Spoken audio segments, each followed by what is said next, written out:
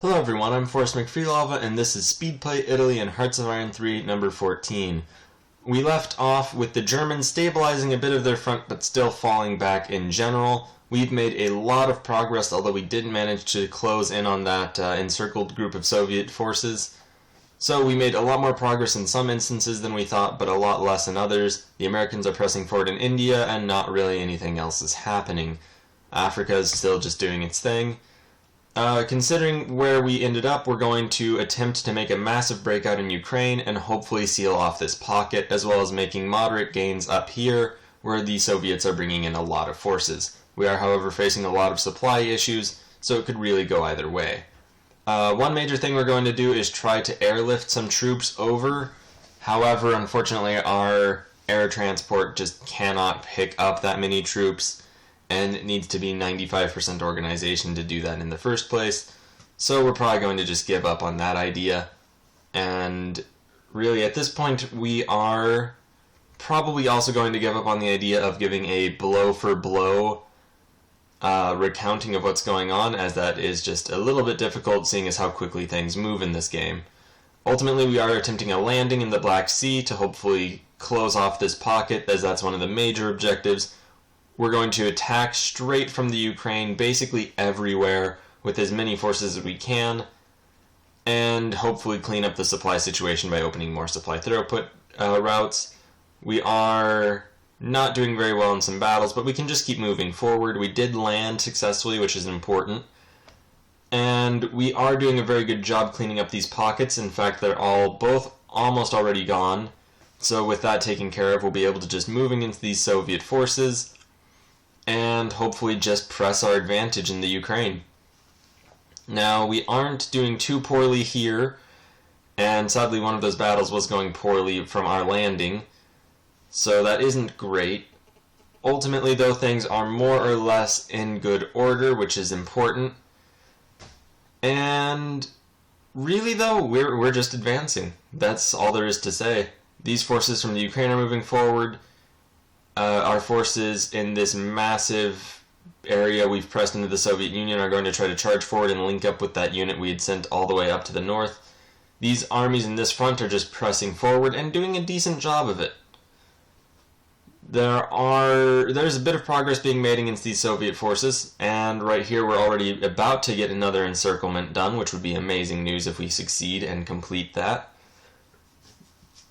We are moving over and around these Soviet forces. We are losing battles in some areas, and in fact in quite a few areas, as we don't really have the ability to defeat the Soviets in their entirety, really everywhere we're fighting them.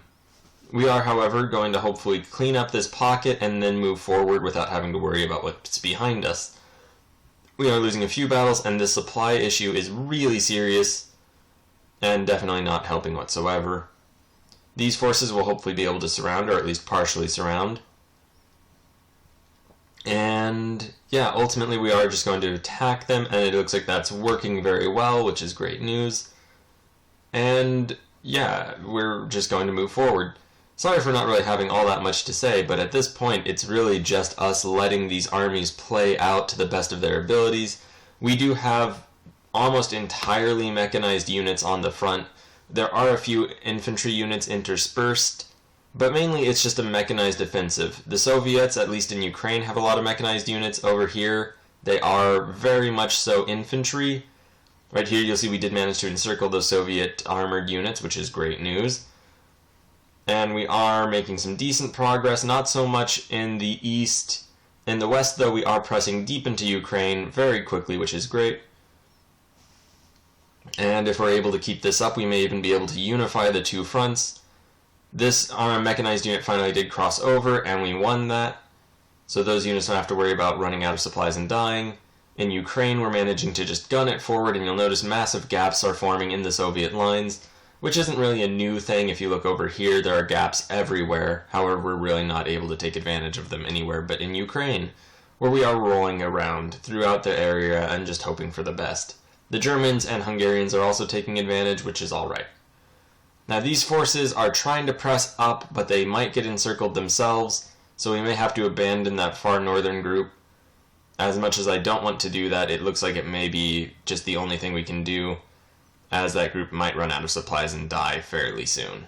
It's sad, but it might just come to it. Meanwhile, though, we are just pressing forward everywhere else that we can, pushing the Soviets back, and if we're able to, encircling whatever forces remain. These groups are now entirely encircled, so we need to break back through, and we did. We're giving up on that one unit, though. It is just not salvageable. We would risk too many of our forces trying to save them. So, sorry for them, and it was really my own mistake. Everywhere else we're doing great, though, as you can see by our more or less steady advance.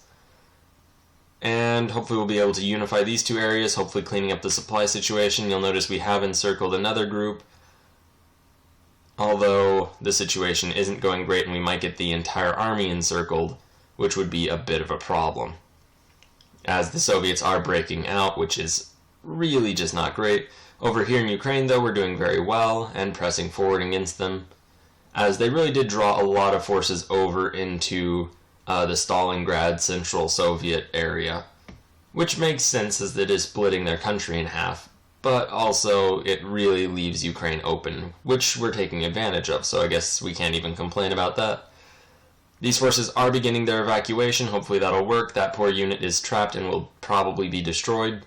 These units are making their way forward. They are encountering stiff Soviet resistance, but not so much. We open up another supply corridor because the Soviets were breaking out. And we're going to add another war goal against them, simply because we may as well. And when we do eventually win, we are going to want to take their border with Germany and basically everything the Germans would get if they won. Our armies are continuing to move forward fairly successfully throughout. There are a lot of Soviet counterattacks that we have to deal with, and we are retreating from the northern Soviet Union where we'd pressed forward just because it's untenable. We are moving forward from Crimea, though, which is great. We have relinked them up with the Ukrainian forces, and we're really making as much progress as we had way back in the beginning, although way back in the beginning it was unsustainable. Now we've encircled a lot of Soviet forces, so hopefully we'll be able to sustain this level of advance, and worst case we'll retreat and encircle more of their forces anyway. These groups retreating down have managed to do a good job of cleaning up Soviet forces. We're also managing to destroy a few of the Soviet forces we had partially encircled, and just encircle even more in other locations. We do still have a bit of a supply issue, although it isn't so bad. You'll see this area is kind of collapsing, but right here we're doing great. So it does kind of balance out. The Germans are pushing forward in some locations, but not really doing anything in others. We are getting some technological advances, which is nice, and will hopefully just lead to more and more technological advances, as we should be getting 8, and that'll just take care of all of our infantry and tank upgrades for the next year or 3. Probably just 2 years. Now, we still have all these supply issues, but our Ukrainian forces are pushing forward, and we might be able to just connect these two groups, hopefully also destroying some of the Soviet forces still more or less caught up. There is a Soviet defense occurring in this major city. Hopefully we'll be able to surround it and just trap all the forces there. And that looks as though that may end up working out, which would be very nice. Over here we're cleaning everything up, although not very well and not very quickly. That force is still trapped and almost certainly going to be lost. We can send our air transports over, and meanwhile we are encircling more Soviet groups, pressing forward in most areas, not everywhere. We are facing a few setbacks. Ultimately, though, we are going forward more than we're going back. We do try to move forward again, just because we can, and it looks as though we may be able to link up all of our forces, which would be a major boon to our war effort.